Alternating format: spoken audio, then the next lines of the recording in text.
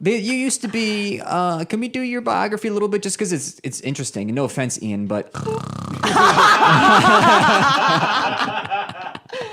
Yeah, sure. when you had to go to New York and be a dominatrix for a little bit, and then you can come back and let's talk about. But you used Resume to do, checklist. You used to do crazy sex. At least from my perspective, Absolutely. You used to do crazy sex stuff in New York. Professionally. Professionally. From your perspective, crazy sex stuff like doggy style. Look, what are they talking about? More than once a month. Because if you ever had a reverse cowgirl, it's crazy. Well, on when was it that I saw you at T Berlin on Wednesday? Yeah. After the show, an audience member came up to me and were like, "Oh, so do you have an active profile on FetLife?"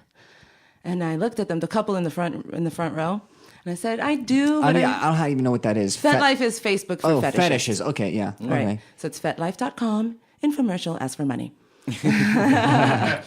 But I have a profile on there, and I never look at it because I lived the life for a while, and now it's just part of what it was. And it's like, yay, great. Sometimes I'm kinky, sometimes I'm not. But how did you get into it in New York? How did I get into it? I was dating a man that was a B movie producer, and he was very kinky. And so I started exploring kinkiness with him. But I was always kinky. I mean, I used to tie up my boyfriend since I was 17 with Converse shoelaces. God, that's nuts. I was like, I'm going to go make breakfast. You're staying in bed. That fucking guy went into school the next day and just high-fived everybody nonsense. Even like the principal. He's like, Liliana tied me up last night. It was awesome. He's like, oh my God, you get an A. This is like age 17. Yeah. So I've always been curious. And then this man... on a cocaine party one time. Okay, so this is a quasi coke story. At a cocaine party, I was confessing about how he liked golden showers, and I didn't know what to do. And my friend just looked at me, and he said, "You should come in for an interview. My wife has this place." And I didn't really know what they were talking about, but I went in. It was a room a little bit bigger than this one, with chains on the walls and weird carpeting and mirrors. And oh my God! And I sat there. Wait, it was a little bit bigger than this? Yeah, well, they had several rooms. Dungeon has many rooms, so it's an interview. Dungeon has many rooms. Sorry. Jesus, man, you just bring the word dungeon in at that point. I'm so. It's like a tree house. There are no studio dungeons. They could also. Yeah, those are more private. I'm such a fucking naive little boy compared to you. Like when you talk about stuff. I just want to do a little shout out to my mom right now. Oh, yeah. Just so you know, your mom is very proud of me. I'm talking about my past mom. Just to make this clear, you already know everything. She's wearing white, entirely white. All right, so you're in this dungeon. So I'm in this dungeon, and the headmistress is coming in to interview me for the position, and she says, I'm sitting on the bed, and she says to me, "Are you nervous? Do you feel uncomfortable in this room?" And I looked around, and I was like, "No, it looks exactly like my boyfriend's bedroom." And that's when I realized, this is going to be a good job for me. And I just jumped deep into the deep end for 2.5 years. It was a lot of fun. I'll be writing a book about it soon. What did your job entail at this? It was at this sex dungeon. It was like improv. So basically, it was like yes improv.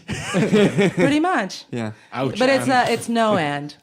Okay. Yeah. No and please more. No and please more.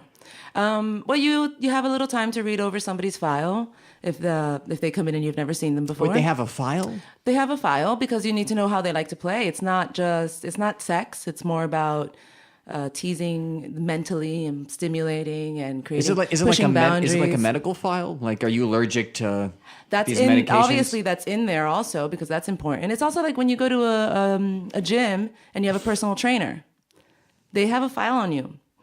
They say, what, you have back problems? If you have back problems, I'm not going to suspend you upside down. Oh, I say, okay, wow. So if you have low blood pressure, I need to know this because I need to check your circulation every time I tie you up. Like, these are really important things. Holy shit. I thought he was having the time of his life. It turns out he's allergic to latex. Exactly. A lot of people are. Did anything ever go wrong? Not with one of mine, but there's stories. I mean, there was a dungeon in New York that closed down because somebody was suspended upside down, and he, she left him in the room alone for a little bit too long. Something I don't know the exact story, but if we Google it, we'll find the accurate information about this news story. And they closed down and then they did a whole bust on Many Dungeons. It was probably in 2007 or 6. And the guy died? Yes. Upside down? Upside down. Naked. Naked.